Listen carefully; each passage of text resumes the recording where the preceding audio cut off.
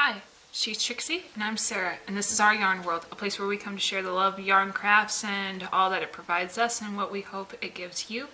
We're coming on a rainy day for us today. Yeah, for sure. And we're hoping that you guys are warm and cozy and can enjoy this time with us. We have some drinks and some snacks here and a lot of fun stuff to show you, a haul, and just a lot of fun things to show. So we hope that you guys are ready to just sit down and relax and enjoy the day with us today. Yeah. So I am not going to show you the blanket that I'm working on. I'm still only halfway done with it. I'm going to take my time with it. But I wanted to show you the yarn that I'm actually using in it to maybe get the color, because the color was not coming through last week very well. So I'm not sure if it will today, but we've got the dark purple, which is Big Twist, and it's called Grape,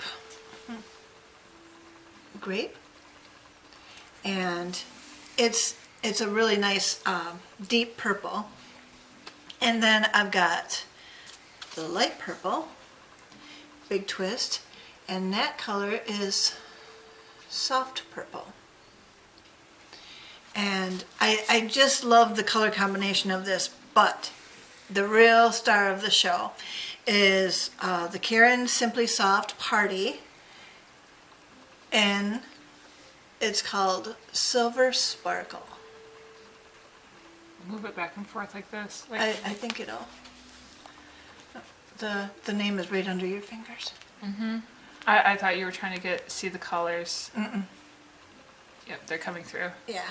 So that's the real star of the show. Even though I'm just doing it one line every 7 rows or so, it really brings the whole blanket out. And I ordered and have gotten the Furls Odyssey. Well, I don't know if they're Odyssey, but they're Furls leather cases. Individual cases for the Furls hooks, and they come in 2 colors, brown and black. And so I put my 5mm in the brown one, and it just fits it so nicely. Keeps it safe from any damage that might be done to it in your bag. You know, if you've got a Notions bag and everything's flying around, you don't want everything chipped up or anything. And I put my pink one, my 10mm, into the black one. So black and pink go together for me. That's the colors of my craft room. So that I can always remember which case is holding which hook. So yeah, I thought that was really good. They are $12 each, which I didn't think was a bad price for a leather case.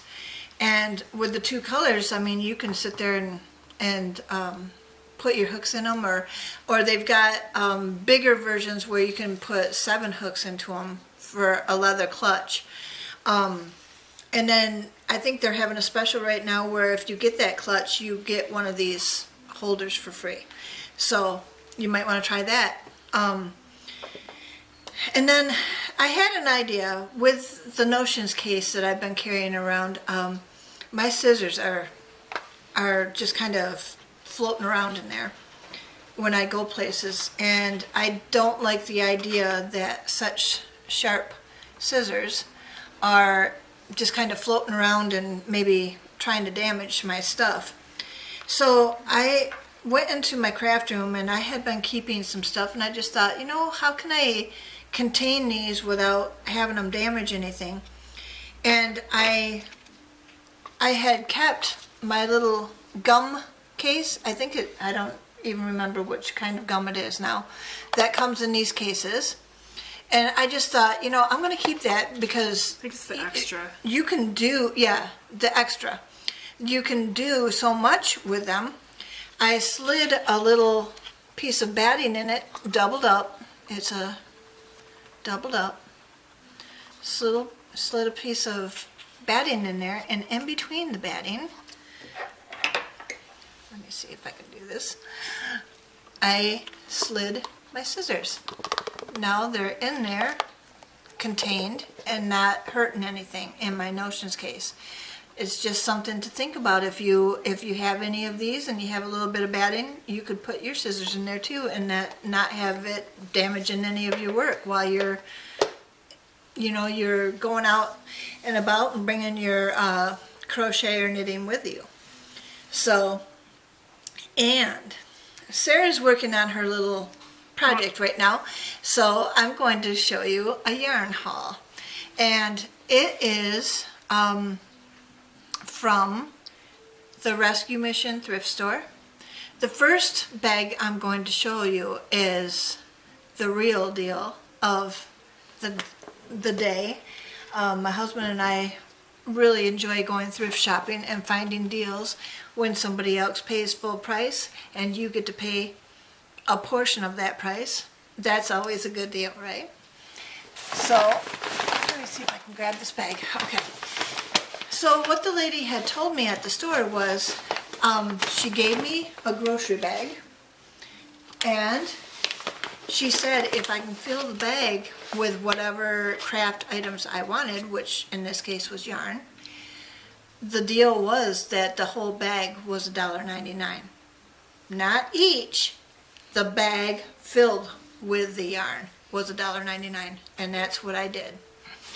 And so I have all kinds of labeled, still usable yarn.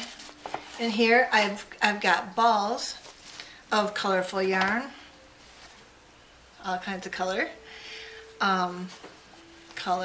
fun. But I also have like straight up full strands. I mean, just all the, not strands, what's this called? Skeins. Skeins of yarn. And that's what I was going for, is ones that had the labels still on them so I could tell what they was. Oh, and I found a purple. Can you believe it? But this is all there was of it. And all of my travels the other day, that's all I found in purple.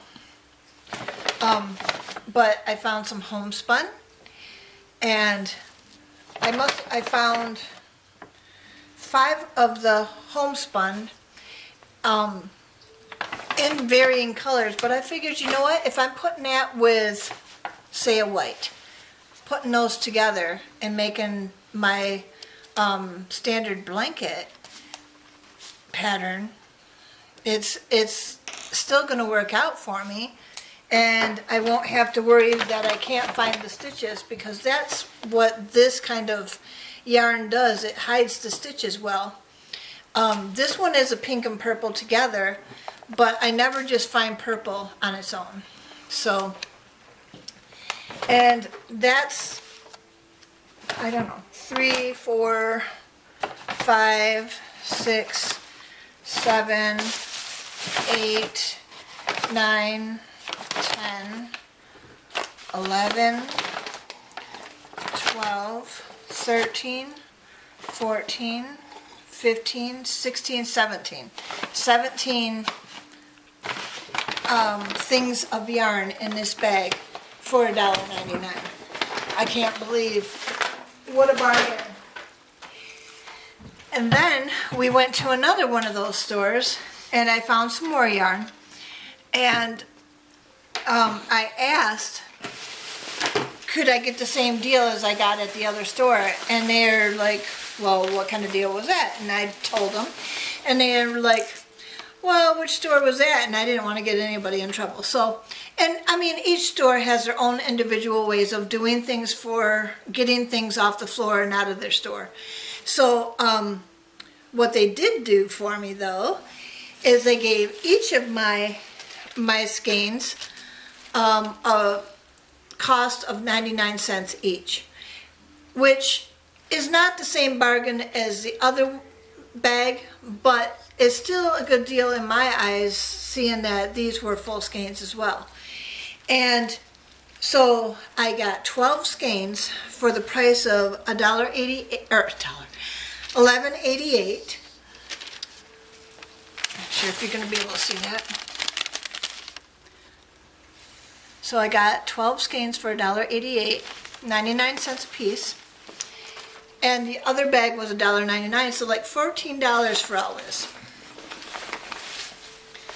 And I was able to get a lot of red heart, full skeins.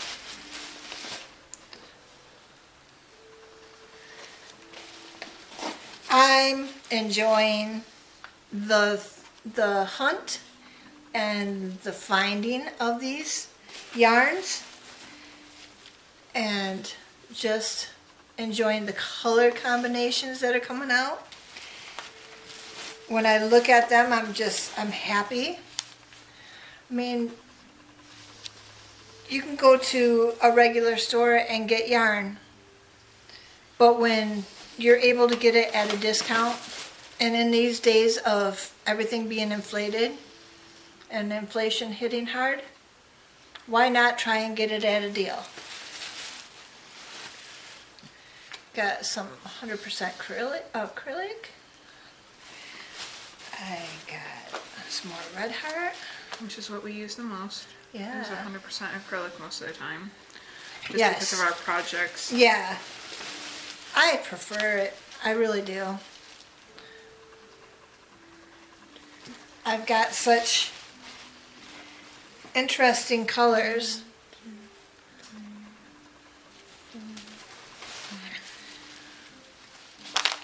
This nice green.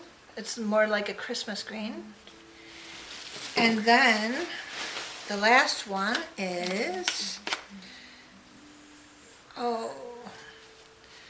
called Artist Print. Isn't that pretty? I could use a lot of these right with it. Just pick a yarn and just go. And you know, some of these sage greens. Just, yeah. I'm just really pleased with the find, and only paying $14, well, a little less than $14, getting, what did I say, 17 and then 12? So 29 things of yarn for $14.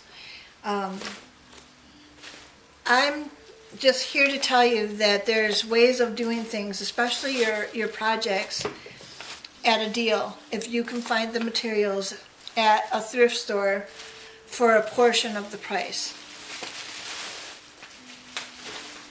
And I'm all about that. I just love getting a deal and making sure that you guys know about it. So what you working on? Just a minute. She's working on another project for Olivia. And since Olivia is at school today, it's a little easier for us to get our filming done, and for Mom to get a little bit of her work on the project done. Well, this project was inspired by, I'd seen this plushie. It was on TikTok. It was really popular. But it was this reversible octopus plushie. So we all know how Olivia loves her octopus. Yeah, it's pretty much this plushie that once you push its top of its head in, it folds in on itself, and when you flip it around, it reveals another octopus on the other side. With a different facial expression. Right. The whole point of this particular toy is that it can is that you can change its expression and its colors of its body because it flips in on itself. I went too far, did I not? I didn't. Oh, dumb yarn.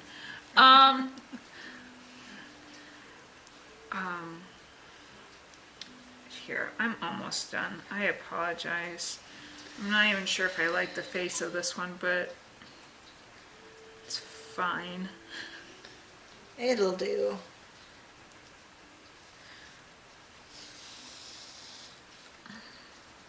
She'll be happy with it, no matter what, because you made it in her colors. Yeah, so pretty much I made... Yeah, that looks good. Should I give it eyebrows? I don't think so. It's a happy face. Yeah, because this one looks suspicious. Right. It's supposed to look like it's... Mad. Well, like, not mad. Just it's supposed to look like it's being given an attitude. You see the smirk? Oh, yeah. Okay. Yeah, that's good. I think it's good. All right. So here, the idea of this octopus and it came about was that I've seen it before, and I'd seen that people had learned how to crochet them. And the reality was that I have a friend. I've mentioned that this friend's going through a lot right now. Well, she has a kid that is going through everything as With well her, with her, yes. obviously, and is just struggling to be able to identify the big emotions that she's feeling with all this change. And so I made one of these octopuses for her, and I'd forgot to bring it. But just to kind of be like, are you feeling angry? Are you feeling confused? And so I made a confused and angry octopus out of red yarn and blue yarn, whereas this one's just really happy colors and sassy like her. Like Olivia. Right. But here, let me get this set up where I can try to get it to flip on you for you. It's not going to be perfect because It's not sewed together yet. yeah, it's not sewed together yet, but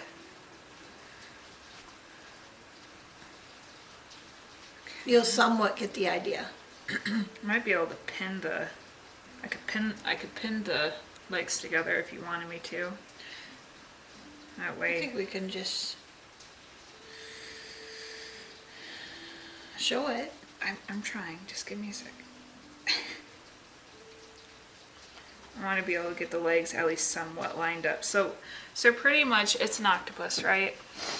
And you can see that there's an undercolor of a different, and you can stuff it in between the layers, which is what you normally do, is you stuff it and you stuff the legs once you sew them together. But obviously I made a little happy little octopus, but when you flip, so obviously it'll be stuffed and it'll be a little bit more tougher, but once you flip it right side out, the other side, you have an octopus with a different face on it. Obviously I gave this one a smirk. And obviously this is a darker pink, but obviously if I flip it again, and obviously this is not sewed together yet, but then the smiley face is back. And that's the whole pretty much construction of it. Now, I altered the pattern that I got for free, so as a free pattern, I'll have it linked down below. I'm using acrylic yarn for this project that I got from the Goodwill store. But the yarn that they wanted you to make it out of was much more of a thicker yarn, blanket yarn. And so the project was constructed differently because this is made out of a much more tighter yarn. Right. But that yarn would have developed much quicker results, so it wouldn't need as many rows. Yeah. But because of it being made out of this yarn, I had to make the body longer. That's literally the only thing I had to add, was that whereas they only wanted you to do 5 rows in before the body was done, I just did 5 extra rows, making it a total of 10 rows. Yeah. To be able to do this, to make it like this. I think it's really cute. And then everything else about the pattern was the same. Yeah. But obviously I was just sewing the faces, so if I separate it while it's still in this form, before it's sewed together and made into its little These are the two faces it will have once it's done. And that's what I was sewing the faces on. I kind of just, I choose a spot, I choose one of the stitches to come through, and then I do a star pattern where I go around and from that one spot, coming in, coming back through that hole, going back out, coming in through that hole, and do all the stitches all the way around all points. And then I just kind of do it the same on this one, and then obviously you just make the facial expressions. I just kind of came up with them on the spot because I wanted, you know, obviously this one, you know, Olivia's such a character, so obviously a happy one for the lighter color and just a, I got an idea. So obviously this, what that is, and that's a fun project to do. Obviously I showed you guys last week I got one tire done. The only thing I haven't gotten done was I just haven't filled it in and closed off the inside because I really wanted to save that for a sister tire to be able to put the whole axle on it for the truck I'm making. But I'm almost done with the second tire right now, and I just wanted to show you what it looked like in construction. So obviously this tire's not stuffed or anything yet, but it's almost done. I just have to, so what I was trying to explain last week is that when you only go through one portion of the stitch, so as a normal stitch you see that it has the little V's. If you only went through one side, whether it be the back or front loop, you would leave the other stitches exposed. Exactly. And what they want you to do is when you're creating this rim and then crafting, when you finally craft this tire and you've made it back to the other side, you're you have these loops from a row in the pattern, you can see it right here, that you end up having to pick up and build off of that, which is an actual rim inside the actual stuffing tire, which is what you see here. And then once it's lifted up enough, it will match the same distance as this actual rubber portion of the tire would be, and then you sew those stitches, those rows together in one continual way after you've stuffed it, which is where I've gotten to on this one. So I'm very close to finishing the second tire, and then I'll be able to create the axle and have one full axle completed and be able to work on the next ones. Right. So that's been the progress I've made. Obviously I made that other octopus during that time. It was a fairly simple project. I got it done in a day. It doesn't really take that long. I just don't have it with me. So obviously I'm glad I had this one to show, because when Olivia saw that one, she wanted it, and obviously it's for a friend's kid. And so I haven't made anything for Caniel in a while. But the only reason, I mean, I would have obviously made Caniel something already, but Olivia found my bag of pink yarn that I bought from Goodwill. For how much was that? Just $3 for these 3 things. Yeah. And so she chose the colors that she wanted, and so I made it for her. And so hopefully I'll be able to finish, you know, stuffing and sewing it together today after dinner. She'll be happy with that. And then she'll have something. Obviously, I don't care if Caniel were to have a pink octopus. That doesn't matter to me. Colors don't matter, but he just hasn't chosen anything yet and asked for anything yet. Obviously, I want to make him something, but I want to make him something that'll make him excited. And obviously, Olivia's loved that other octopus I made her, so this will go well. And I just have to find something that he'd be interested in, because obviously my godson is going to be so excited about this truck. Yeah. And so... And then all 3 of them will have something that they can just carry around and play with. I haven't made anything for Caniel. When you do. When I do, I'd have, something for all of them, yes. So that's kind of where I'm at with my projects for the week.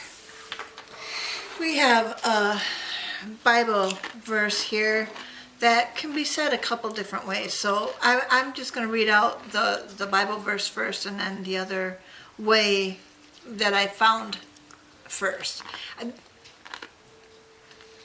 I'm saying this all different. Okay. She found a saying which she really liked. Yeah. When she went to look up where it came from, She learned that it was a Bible verse. But it was said differently. But because it was said differently, she wasn't sure if it was another translation. When she went to look for its translation, she couldn't find it. So she's assuming that it was the Bible verse, that someone just was able to say it in a different way. Right. Which is what most translations are. Right. But she can't find translation, which means that it could have just been a pastor's interpretation of the verse. Yeah, something. So it was that in was my devotional. Right. So, the actual scripture is, anyone who claims to know all the answers doesn't really know very much. And that's found in 1 Corinthians 8:2 in the New Living Translation. Now, the verse that I heard in my devotional, or read in my devotional, The saying, whatever it is, was, the man who thinks he knows everything learns nothing. You aren't going to learn anything if you think you know everything. And that one really got to me, because I thought, that is so true. A lot of people who think they know just about everything that there is to know will not continue to learn. And I don't want to be that kind of person. I learn something new every day. My grandma taught me that. She's like, when you read something, or you hear something on TV, or you have a friend over and they bring some news to you that you never heard before, you're always learning. Just keep learning. And I thought, yeah, that's what I want to do. I want to be like my grandma, learning something new every day. But, so the Bible verse again is, anyone who claims to know all the answers doesn't really know very much. And it also says, what was it? The fool thinks he knows it all, or whatever. the wise man, it was something to the effect of, the wise man knows there is much to learn, whereas the fool already thinks he knows it all. Yeah, yeah. It was something along the same lines. And- It all and means the same thing. All the same thing, but it's just worded differently.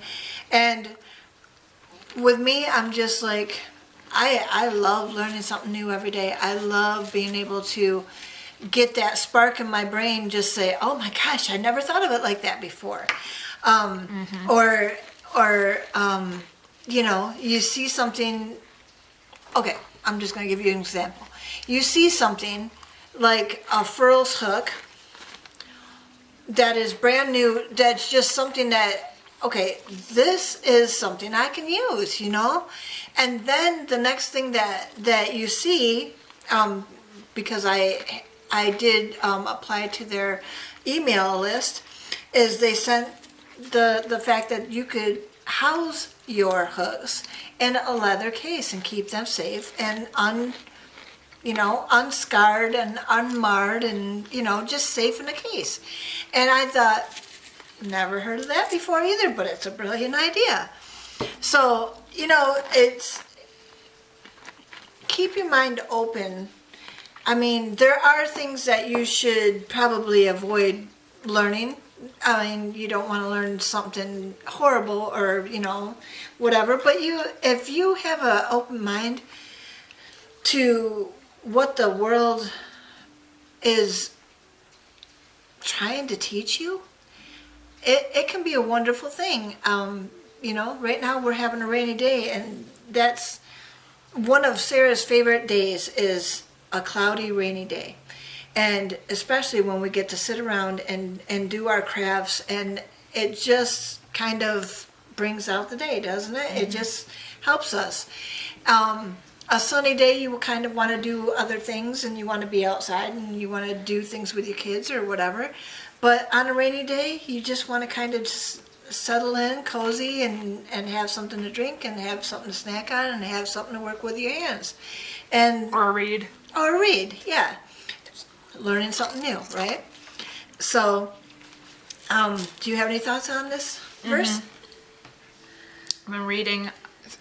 I have 2 books I'm reading right now. Well, 3 technically, but one's more of a there's that whole aspect of like, there can be a book that you're reading that's much more of a fun entertainment read, so you don't consider it your reading. You can just consider it your Your fun read. your downtime. Yeah.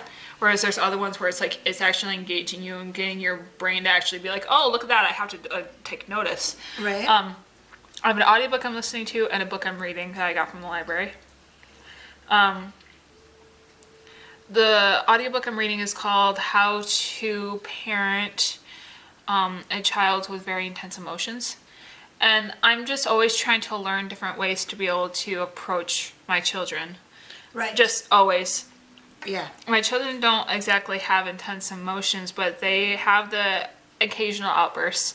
And because of that, I want to be able to know that I can approach them correctly as Right. best, with as many tools as I can get in my pocket. Right. And they were talking about how there's something called the emotion wheel, which is primary and secondary emotions.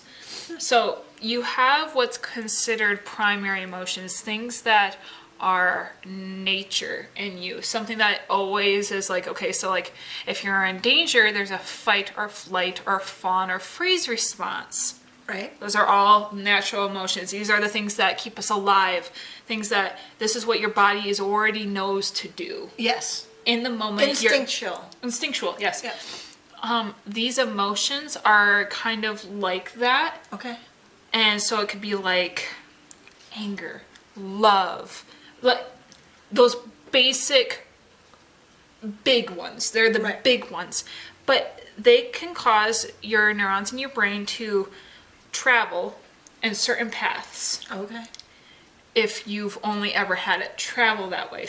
Because all of those big emotions, so primary emotions, Right. can cause you to have guilt or feel scared or feel you know what I'm saying? Like they can branch off and they can mutate based off of how the different environment goes, and they can go into a third emotion or a fourth emotion, and it causes you to not even remember what the initial emotion was. What was the primary emotion in the situation? And they talk about children in and of themselves are not self-aware enough to know all this. Oh. But parents, they would hope that most parents are. Because, and this is where I'm going with this, they explained that a parent that assumes is a parent that a child cannot trust. Oh. Because if a parent goes only based off of how they feel, the child cannot feel for themselves. Right. They will then be told that they're not allowed to have their own narrative as to the events that happen to them. Right. Because this is how the parent has this perceived the event. Okay. Based off of whether, because if you've had traumatic events based off of, let's say, anger, which is a primary emotion, and you were trained in that event or series of events in trauma that there's only one way anger can take you. Oh. There's only one way that can take you. It can take you to guilt. It can take you to feeling justified, or feeling this, or feeling entitled, or feeling this, or depressed, or depressed, or anxious, or out of control. Yeah. All those different things that anger could do, and anger has a whole multitude of what secondary emotions could come from it. But if you've only been trained that with anger, you were only ever told that it only can result in guilt or this or that, your brain will only shoot that way. Right. It won't shoot the other way. So let's say, example from the book, you are a parent that gets a call that their child is in the principal's office and they need you to come because he was in a fight. Okay. That's the basis of what you know. You're in the car and you're angry because what you know of your child is that they could be an initiator. You know that already. You get in the office expecting to have to punish your kid when you see that he's black and blue all over, and you hear that someone else was the culprit. Well, now because your brain has already come up with a solution for how you feel you've perceived the situation, you could feel guilty, you could feel shame, you could feel you want to resolve it because you have internalized an internalized almost like critical parent on yourself to think that you need to correct this because of how it made you feel. Right. How this news had made you feel. and then you feel shame and you want to be able to help them because you do love them, but then you're just like, I'm sorry. That aspect of I'm sorry, I actually came thinking that you're the one who started the fight. What happened? Opening it up to their narrative, allowing them to be able to express it, and helping them be able to find resolution. Right. Where's the truth in the emotions? Right. And people who refuse to get to that point. Now, many different events can cause us to not be able to actually see clearly or cognitively or be self-aware. And I'm not judging anybody who's gone through that. Right. Okay. I'm not saying that. I'm learning a lot with these books, so I'm not saying that. But I'm actually reading another book physically that's called CBT. It's a book that's talking about cognitive behavioral therapy, which is a practice of being self-aware. You're cognitively aware of your behaviors and how things, where they stem from. Okay, when you smell this, it takes you back, but you don't know where it takes you back. So then you react based off of that smell. Why? Right. What was that original time you smelled that could have caused you to feel this way? Right. Resolve. Find the truth, resolve it, get it done. Right. But when you think of it this way, in this basic form, anyone who claims to know it all the answers, doesn't really know why very much. Because like a parent that's not letting a child be able to explain what's going on, they've assumed and don't get anywhere with the child. Right.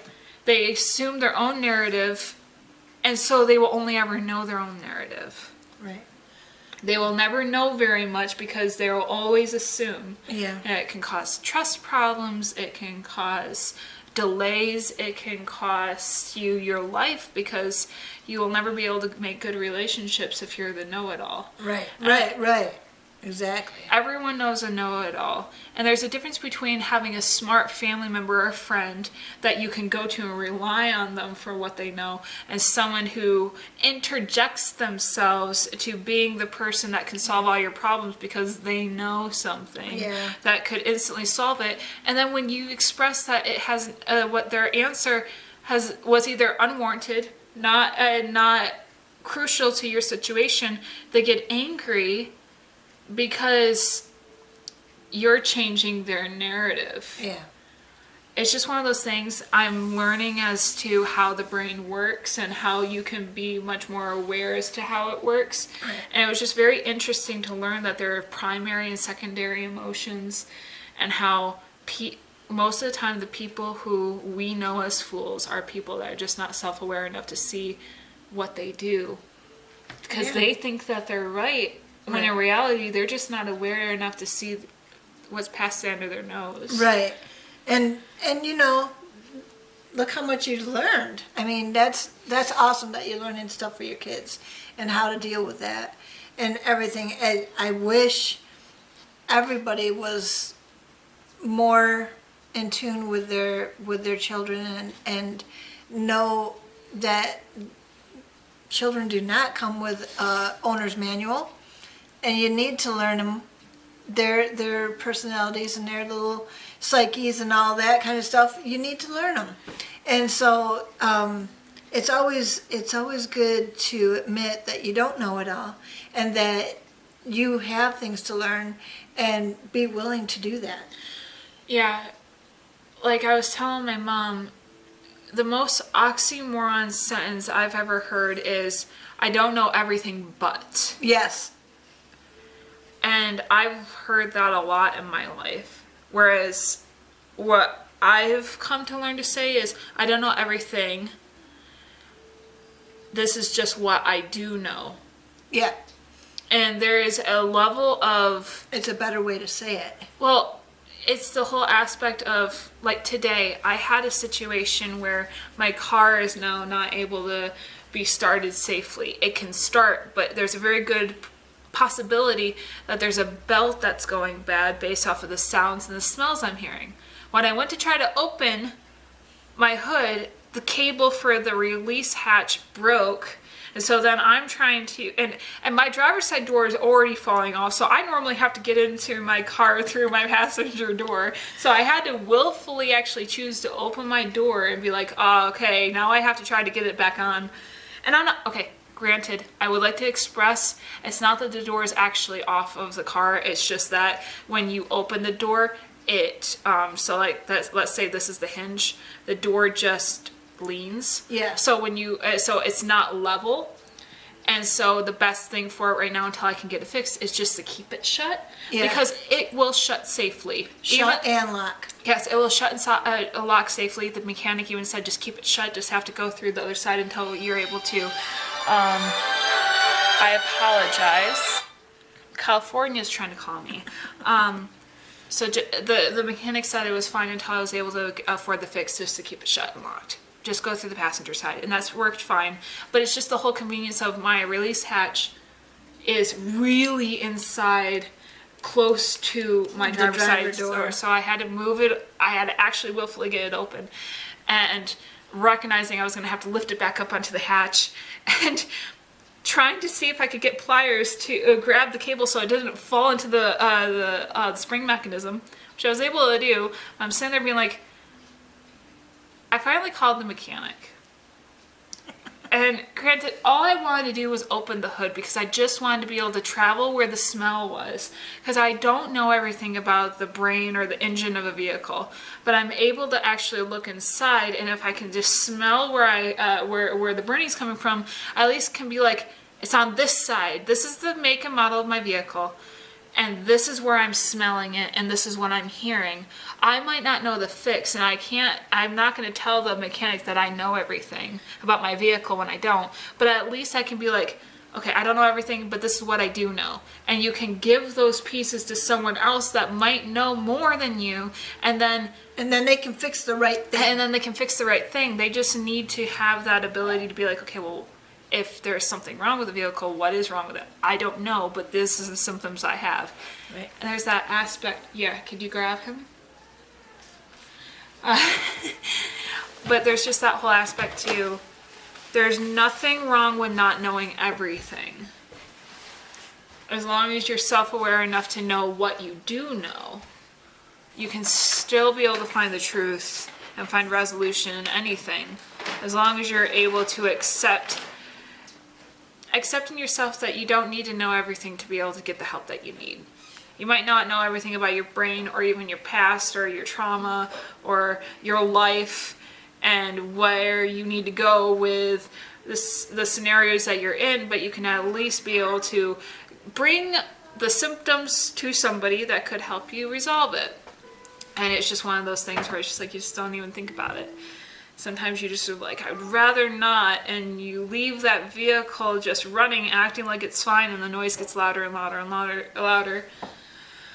And eventually, you could have an engine fire. I literally had the mechanic be like, when I called him today, be like, yeah, try not to drive that until I see it. Because if it is a belt, you could have an engine fire. And I'm like, well, I'm not driving it then. So, my son woke up from his nap. So we're gonna have